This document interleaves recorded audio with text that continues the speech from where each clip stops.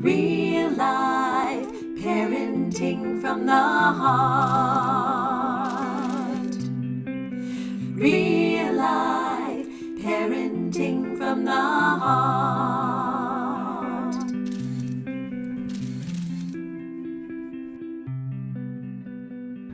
Real Life Parenting. That's the name of our overall parenting series because we believe that once you start parenting, you're guaranteed to bump into real life. We figure let's do it together. Our first segment is called Please Understand Me. We believe that that's the message that our kids are giving us parents. Please understand me. They may not say it explicitly or overtly, but research shows that the cry of their heart is indeed the need to feel understood. Please understand me. To appreciate the importance of this whole idea of please understand me, we could just jump right into the trenches of everyday life of parenting young people. And got one recent story that illustrates so many young people that I've worked with. It was a 15-and-a-half-year-old girl, and there was a lot of tension in the home around what was going on every morning, actually. She was getting ready for high school, and she was late 3 to 4 times a week, getting tardies. The school would be getting involved, mom would be getting involved. But it was all surrounding her tardiness, which stemmed back to her getting ready, which had a whole different sort of kaleidoscope of issues going on. She spent a lot of time not only getting ready, but picking out clothes, and then from picking out clothes to picking out shoes, and then convinced and stressed out that it was the wrong outfit, and she'd have to go through that several times. It resulted in a lot of conflict as mom would come in and try to hurry her along because she was watching the clock, and then that would just lead to attitude from the 15-and-a-half-year-old, sometimes screaming at mom, if I only had anything to wear, it's so lame, everything that's in this closet. Then mom would jump back saying, I'm taking it all away, wait till you get back from school today. And it kept escalating in different forms every day. Sometimes it resulted in losing the phone because if you weren't on that device, this wouldn't happen. Other times it would be, honey, get over here and talk to your daughter. It just took different forms, different days with various parenting attempts. Nothing really got to it at all, except disconnection among those involved. As it turned out, this 15-and-a-half-year-old actually had untreated anxiety. She had a very common, unfortunately, case of perfectionism with this belief that whatever was going to go on that day and whatever she wore had to be perfect. Now that stemmed back to her body issues because she's convinced that what was going on there was not at all acceptable and who she was not good enough. And so the only way she could save herself on any given day is if she found that perfect outfit.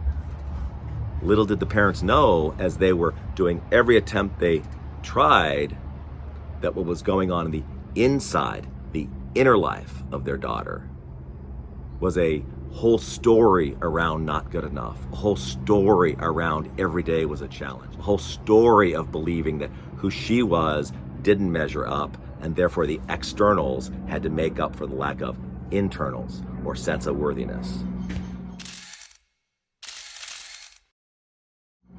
This led to various conflicts, day after day, week after week, and all the while there was a lack of understanding, or as I would put it, and this is going to be a key word for this first segment, they were unable to detect the heartbeat of what was going on with their daughter. I want us to think about today in this first segment of our series, Please Understand Me, I want us to really kind of connect with this word, heartbeat.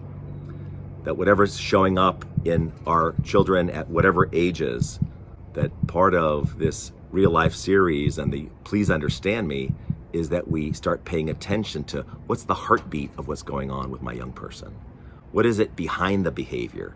Certainly we can try to modify the behavior, but it's kind of like whack-a-mole and our kid's the mole. And all it does is just spring up somewhere else because we haven't gotten to their inner life. So I want us to tune in to the heartbeat of what's going on with our kids.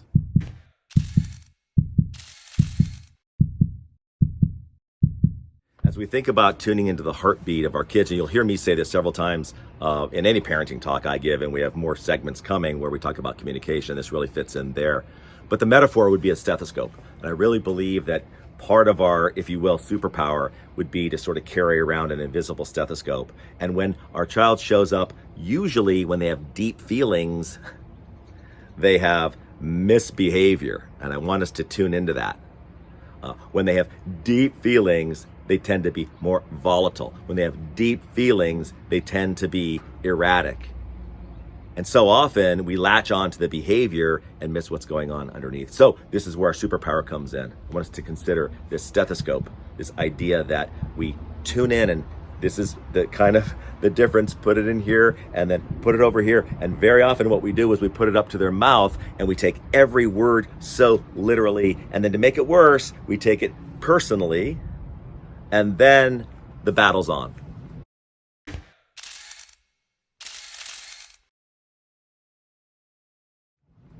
I haven't met a doctor yet who puts a stethoscope to a patient's mouth.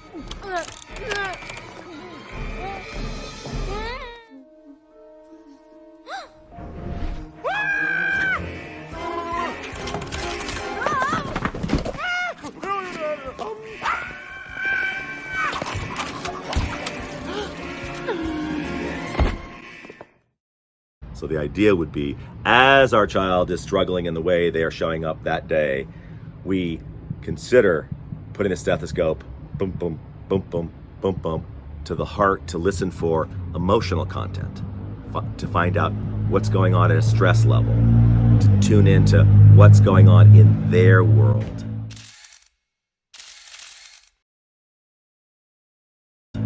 Yes, we need to respond to the behaviors, and we'll get to that in a boundary segment later, but absolutely, we connect before we correct.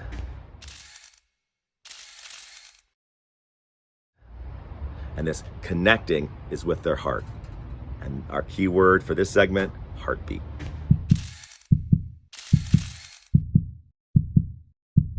Parents establish the atmosphere of the home. We want to be able to really tune into our children's heart, to be fully present with them.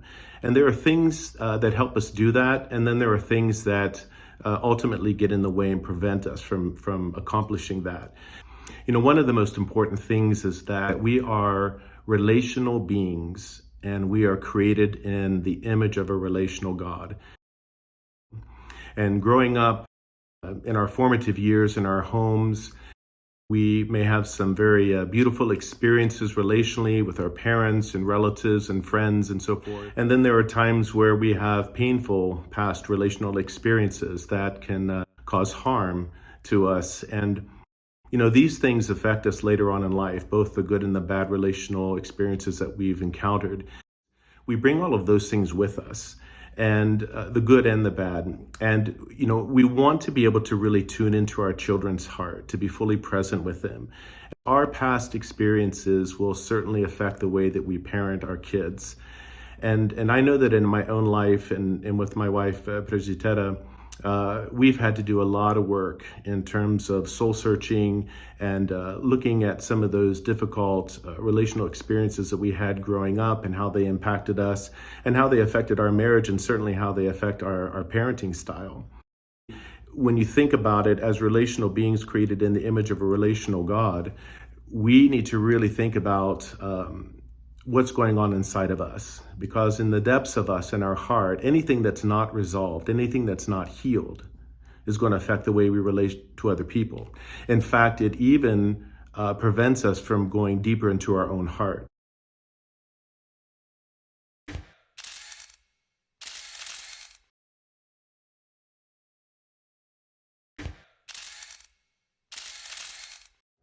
So as Father Timothy has said, we are relational beings created in the image and likeness of a relational God. God himself is Trinity, three persons, and so he is a communion of beings, and we are created with the faculty to be in communion with God and with each other. One of the ways that we do this is called attachment theory, or as I call it, the science of attachment theory, because when it was first delivered to the world in the 1950s, it was just a theory. But by now, the science has backed this up. And what the science of attachment theory teaches us is that we are created to be attached, not to be isolated beings, but beings in communion. And when this communion is deep and true and authentic and real, then it provides us a secure base and a safe haven from which to explore the world and be independent, not isolated, but independent, while still being in communion with each other.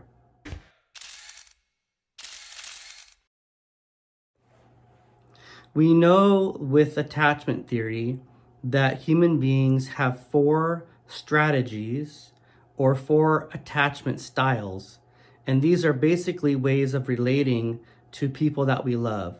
It begins with how we relate to our parents, and then it extends to our loving relationships in adulthood and affects the way that we parent our children. So 3 of these attachment styles or strategies are insecure, and they are ways of coping when we are insecurely attached to the people we love. We're going to deal with those later in our longer parenting series. But for now, we're going to focus on secure attachment. And when we are securely attached, it means that we don't question whether or not our parent or our spouse or loved one is going to be there for us. We know that they're going to be there when we need them. We don't question whether or not we're loved. We know that they love us unconditionally or close to unconditionally. And so we feel secure in that. We don't have to have anxiety or stress about whether we're loved or whether we're going to be accepted. And when we are attached securely, and think about this especially for children, we are able then to journey out and to explore without fear, knowing we can always go back to our secure base and safe haven for security and to be soothed, to make sure that we are loved. So when we are securely attached and when our children are securely attached, it allows us and them to be authentic in our relationships. This extends to the parent-child relationship, and this also pertains to our relationship with God. So for our children, they are not going to be authentic and real with us if they believe that our love is based on their performance. So if we have inadvertently taught them that we are most proud of them and love them the most when they are doing good or accomplishing things, then they're going to have a difficult time being themselves if they view themselves as a failure or as someone who's bad, who's been naughty. They're going to be afraid of relating to us in an authentic way. And this will prevent them from being who they truly are, even when they approach God. And this happens to us, and we bring it to adulthood. So for those of us who are parents, we have to make sure that we are being authentic in our relationship with God, that we are being real with Him, and we're remembering that He is our safe haven. He is our secure base, and He does love us unconditionally. Yes, we sin. Yes, we make mistakes, but God's love isn't conditional. So we can be secure in that relationship. We can be authentic and open and real with Him. And when we can do this, we can be more open and real and authentic in our parenting and hopefully model that for our children so that they learn that they are precious, who they are, not based on their performances, but who they are as a human being created in God's image and likeness. We want to be able to really tune into our children's heart, to be fully present with them in a very Christ-like way, with patience, with kindness, with love, with gentleness, with understanding, really tuning in, putting ourselves aside, and being good listeners so that we can really deeply connect. Because this is what heals people, and this is what gives our children the best opportunity to really develop into adults who have the skill set and the experience of what it means to be in relationship to other people. May God bless you. Real life parenting from the heart. Real life parenting from the heart.